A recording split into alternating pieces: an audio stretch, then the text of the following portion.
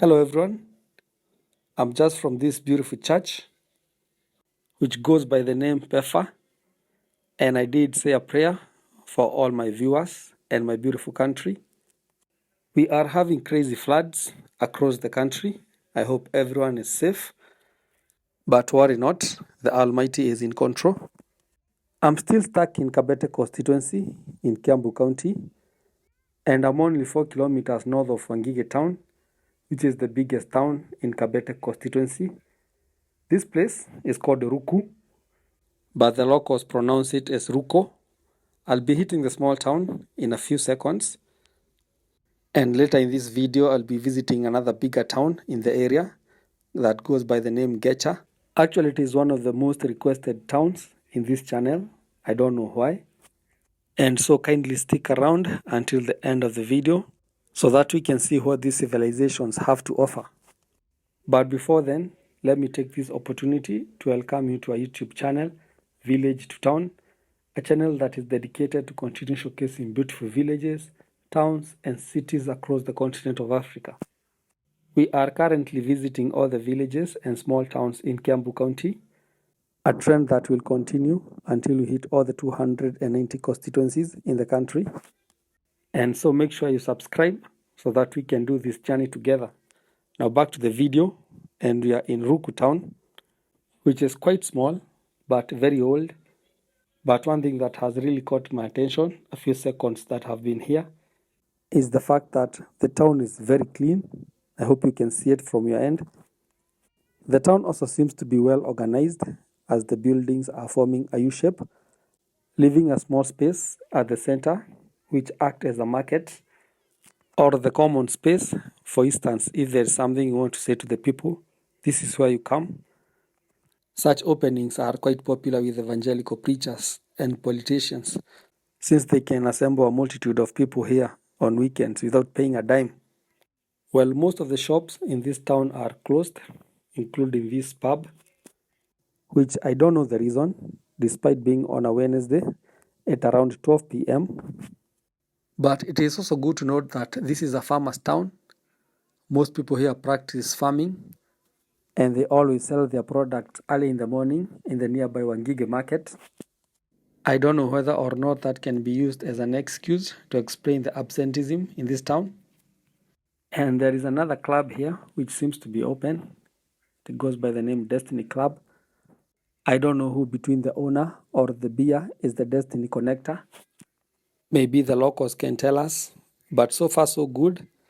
This must be the smallest town I've ever seen. Imagine it is done. And by the look of the buildings, this is quite old. And I can bet the town is not less than 50 years. It has decided to stagnate. And you can see on the other side of the road, there is nothing much. Only a few buildings, and that's all. It is just another rural shopping center in Kenya. But don't forget, it is only 21 kilometers from Nairobi CBD, which is the capital city of Kenya. But the village ambience is like you're somewhere in Meru or in Nyeri. I just love it. In fact, the small shopping center is in Wangige location, which is quite popular.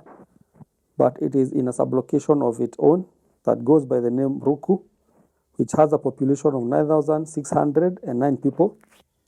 Out of those, 4,673 are men, while 4,936 are women, which is very healthy and aligns with the national average, as the gender gap is not that big.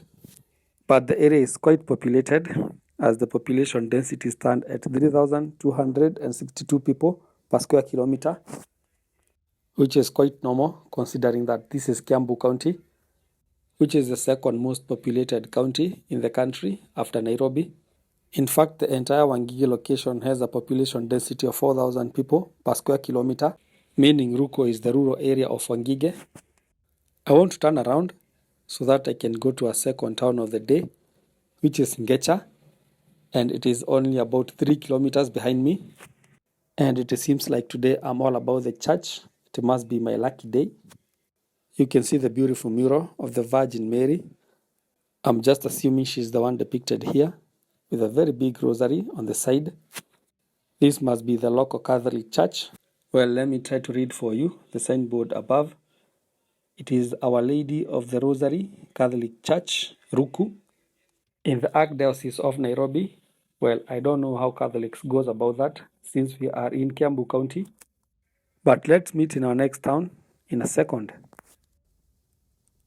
Alright everyone, we just left Kabete constituency and now we are in the neighboring Limuru, which is still in Kiambu County, and our second town of the day is in vicinity and it goes by the name Ngecha.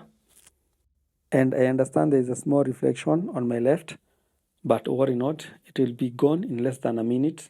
But for now, let's see what this town has to offer. I'm so excited to explore it. In fact, I've never been here, and the fact that most of you have requested it made me yearn to come here and see this old colonial town. And so far so good. The town seems to be quite busy. I'm looking for a way to get to the town center. I hope there is one.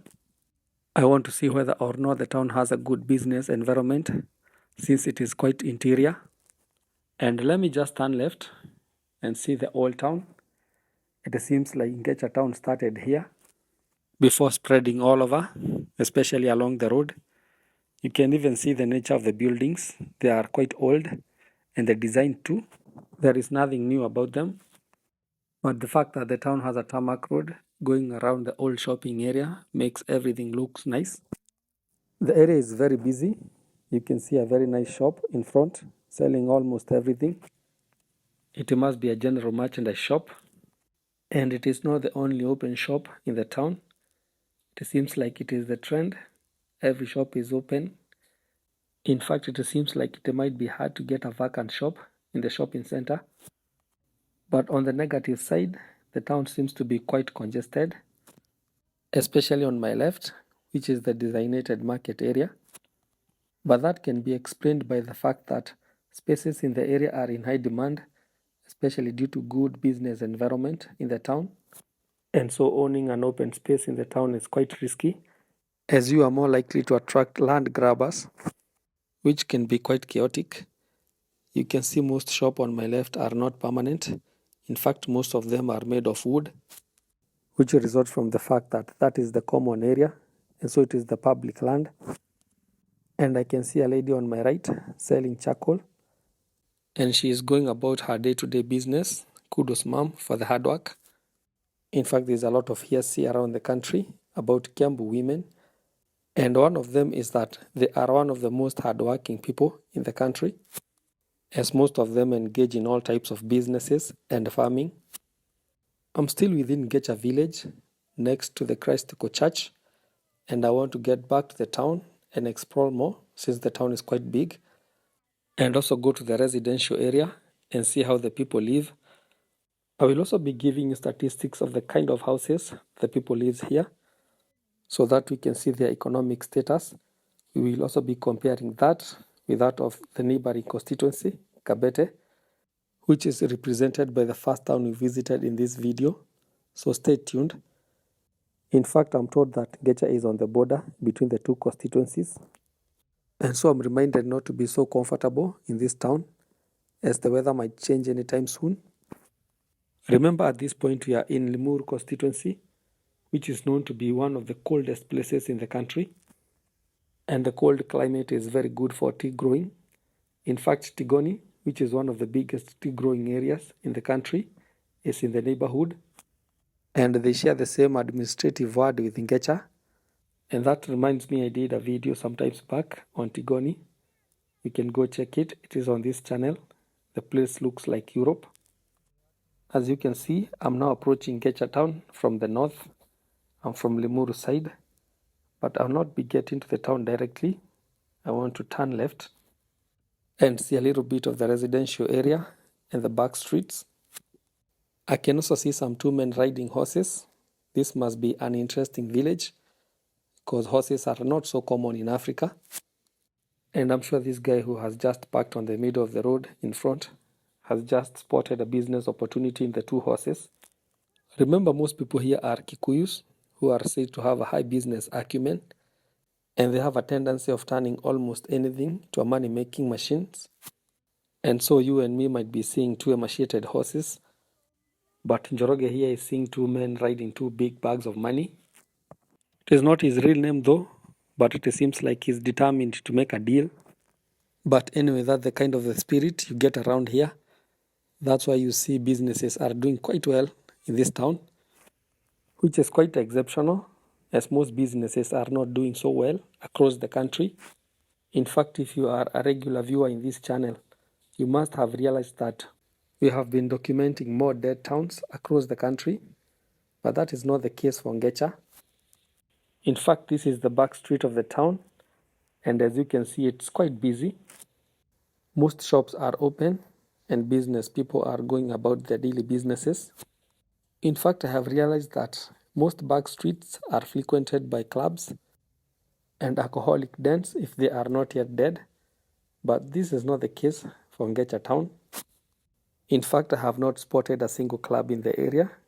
Maybe I have not been keen, but so far so good, although I'll be going back to the town center, and if there is any, I'll show you.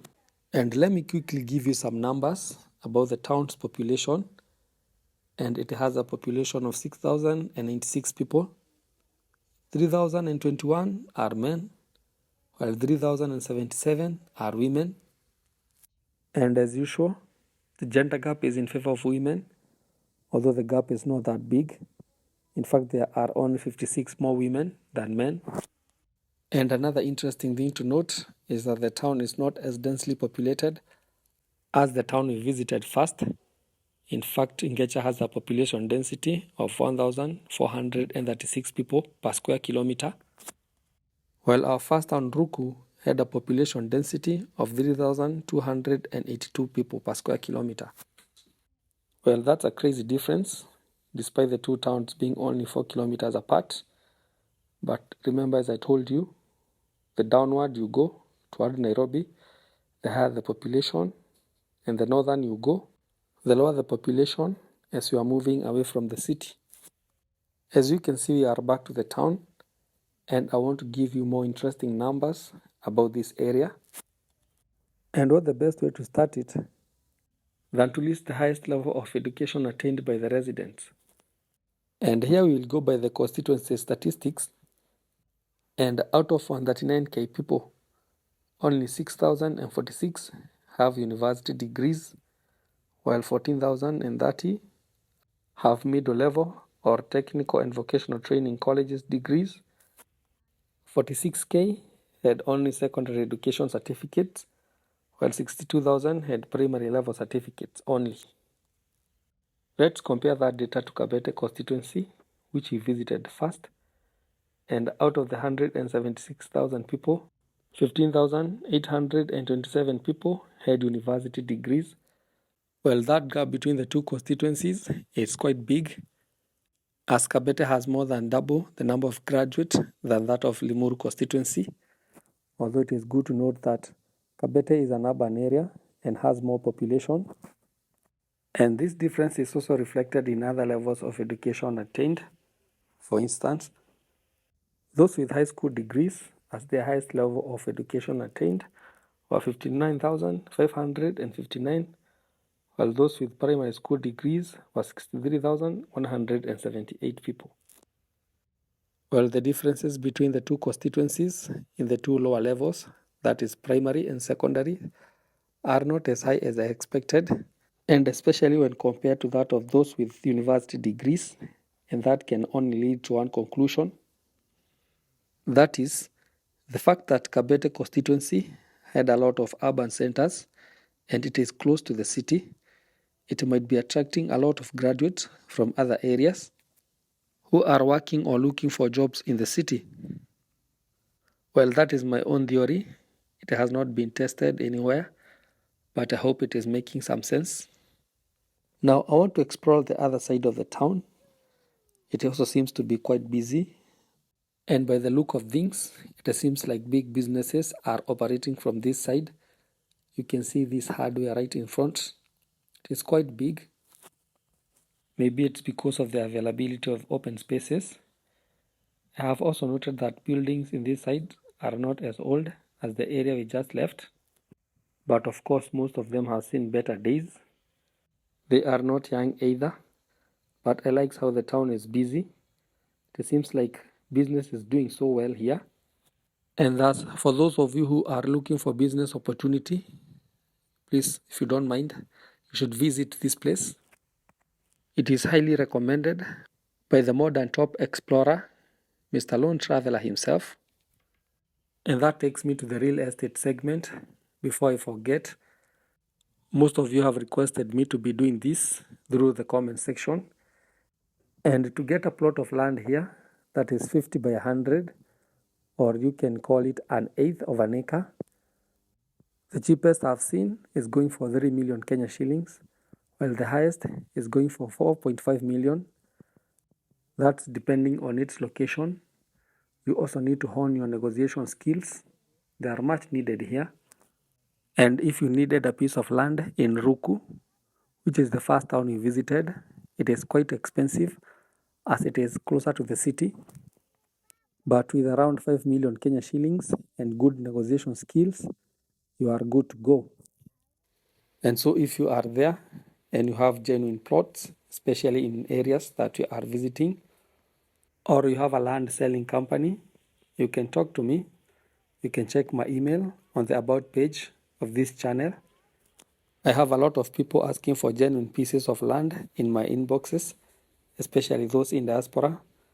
But be ready for serious scrutiny as we don't entertain these here.